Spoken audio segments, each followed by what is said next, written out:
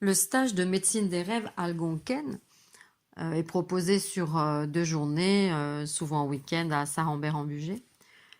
Donc c'est une transmission du peuple amérindien algonquin qui est situé au niveau du Canada.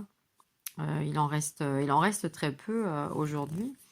J'ai eu donc la chance d'avoir ces enseignements et c'est assez incroyable de pouvoir comprendre durant ces 2 journées cette grille de lecture qui nous est transmise par ce peuple,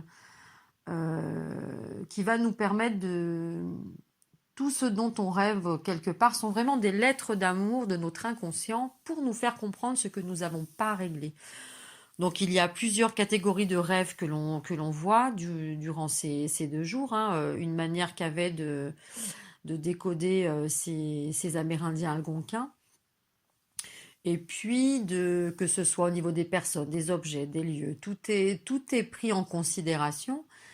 Et on va en fait, durant ces 2 journées, en fait, il est demandé aux personnes qui font ce stage de venir avec 3 rêves qui les ont marqués, qu'ils soient récents ou non, peu importe.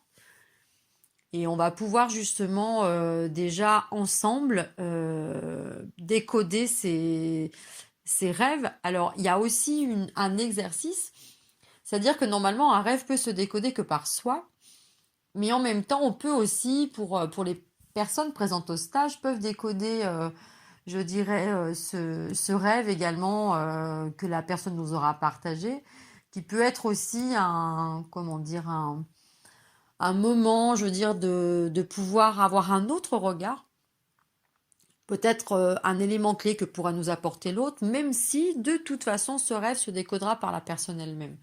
Mais c'est vrai que c'est aussi un partage, comment le regard que pose une personne en fait sur le rêve de l'autre, ça peut toujours aussi nous amener un plus. C'est des moments très très forts durant ces stages. Donc c'est voilà, c'est tous des moments où en tout cas il y a plusieurs grilles de lecture possibles, donc ceux transmis par les Algonquins et les exercices qui se faisaient aussi quand ce peuple témoignait d'un rêve à l'autre. En tout cas, c'est vraiment des pratiques qui sont vraiment ancestrales.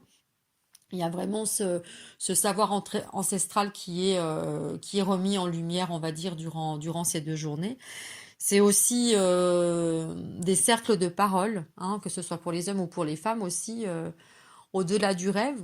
Ça nous permet aussi de voir où est-ce que l'on en est là présentement, de témoigner, mais sans pour autant trouver des solutions. Le but aussi par rapport à nos témoignages de vie, c'est simplement avoir le temps d'un temps pour soi, avoir un moment, on va dire, sacré pour soi, pour pouvoir poser, je dirais, au centre de ce cercle de parole, bah, là où on en est aujourd'hui, sans pour autant que quelqu'un vienne décoder ou c'est vrai que c'est vraiment une autre approche, je dirais, mais qui fait tellement de bien.